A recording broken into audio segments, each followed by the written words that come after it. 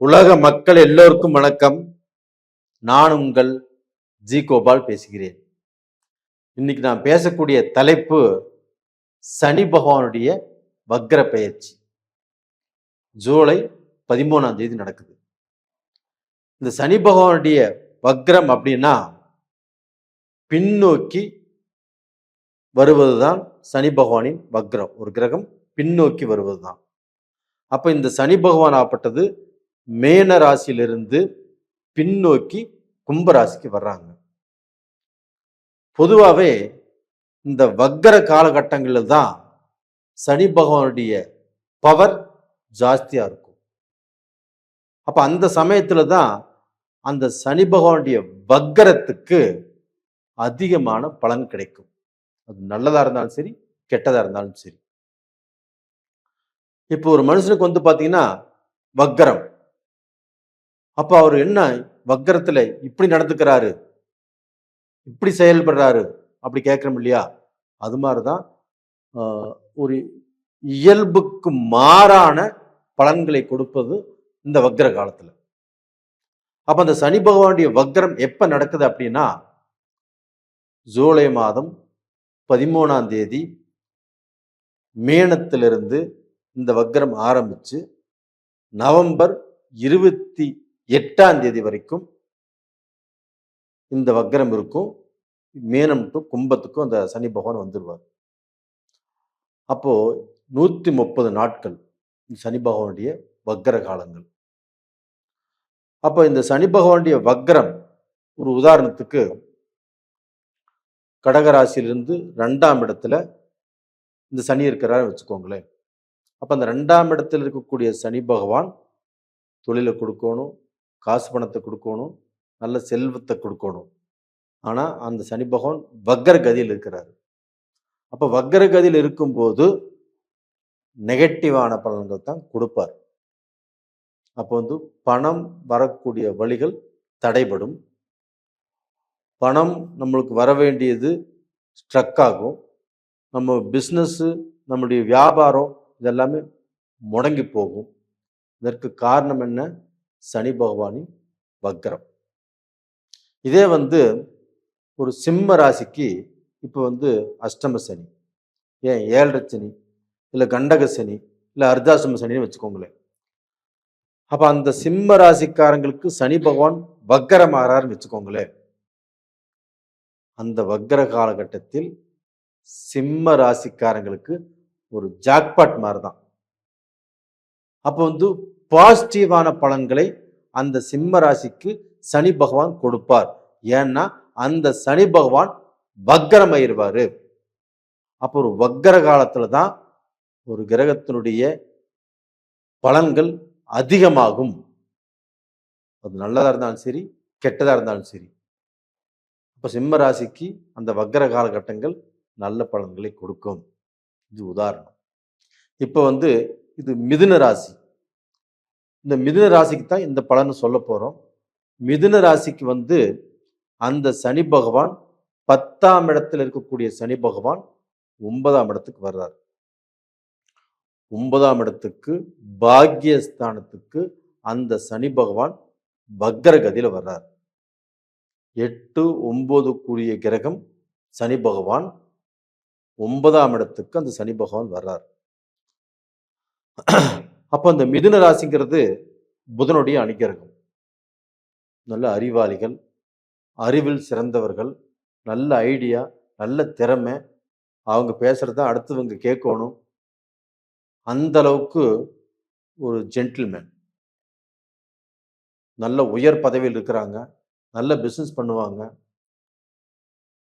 அப்படிப்பட்டவங்களுக்கு இப்போ அந்த சனி பகவான் 9ஆம் இடத்துக்கு வர்றாங்க, பாக்யஸ்தானத்துக்கு.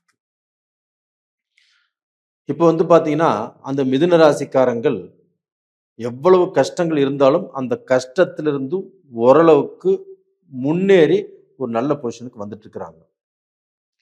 ஆனா இந்த பீரியட்ல இந்த 9ஆம் இடத்துக்கு வரக்கூடிய சனி பகவானால் அந்த சனி பகவான் வக்ரம் அடைவதால் கண்டிப்பாக உங்களுடைய பாக்கியங்கள், பாக்கியஸ்தானத்துக்கு தான் அந்த சனி பகவான் வர்றார். உங்களுடைய பாக்கியங்கள், அப்படின்னா உங்களுடைய மனசு கெடும், மனசுக்கு குழப்பங்கள் வரும். நீங்கள் யாருக்காவது நல்லது பண்ணியிருந்தீங்கன்னா அவங்க நல்லதுன்னு எடுத்துக்க மாட்டாங்க, கெட்டதாக தான் எடுத்துக்குவாங்க. நீங்கள் யாருக்கு உதவி செஞ்சிருந்தாலும் உபகாரம் பண்ணியிருந்தாலும் அவங்க சைட்லேருந்து நீங்கள் எதிர்பார்த்த அந்த விசுவாசமோ அந்த நன்றியோ திரும்ப கிடைக்காது.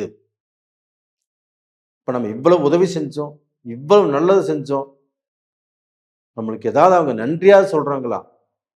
அந்த விசுவாசத்தை நினைச்சு பார்க்கறாங்களா? எதுவுமே நடக்காது. அது போக பாத்தீங்கன்னா உங்களுக்கு பாத்தீங்கன்னா உங்களுடைய முன்னோர்கள்னால, உங்களுடைய அப்பானால, உங்களுடைய தாத்தானால வரக்கூடிய பலன்கள் எதுவாக இருந்தாலும் யாரோ ஒருத்தர் மூலியமாக உங்களுக்கு நடக்க வேண்டியது தடைபடும். உங்க அப்பா மூலியமாகவே உங்களுக்கு ஒரு உதவி கிடைக்க வேண்டியது இருக்குது, இல்லை ஒரு பணம் வர வேண்டியது இருக்குது, இல்லை சொத்து வர வேண்டியது இருக்குது. இது பாத்தீங்கன்னா அடுத்தவங்க மூலியமாக அது கண்டிப்பாக தடங்கல் படும். அதுக்கோசரம் நீங்க கோவப்பட்டு நீங்க வருத்தப்பட்டு அப்பாவோட சண்டைக்கு போயோ இல்லை அவங்களோட சண்டைக்கு போயோ எந்த பிரயோஜனம் இல்லை. அப்ப இந்த பீரியட்ல சண்டைக்கு போறதுனால உங்களுக்கு தான் வம்பு வழக்கு கோர்ட்டு கச்சேரி பிரச்சனை ஜெயில் பிரச்சனை இது மாதிரி வருவதற்கு வாய்ப்பு இருக்குதோ இல்லையோ அவங்களுக்கு இல்லை. அப்ப டோட்டலா பார்த்தீங்கன்னா இந்த பீரியட்ல நம்ம எதையுமே கண்டும் காணாமல் இருப்பது நல்ல விஷயம். கெட்டதுன்னு தெரிஞ்சா கூட நாம் இந்த டயத்துல பொறுமை காத்து கொள்வது ரொம்ப நல்ல விஷயம். இந்த டயத்துல பார்த்தீங்கன்னா நம்ம கண்ணு முன்னாடி அநியாயம் நடந்தாலும் இப்ப தட்டி கேட்டா நீங்க தான் மாட்டிக்குவீங்க. உங்களுக்கே அந்த அநியாயம் நடந்தாலும் ஓரளவுக்கு விட்டு கொடுத்து போனால் கெட்டு போக மாட்டீங்க.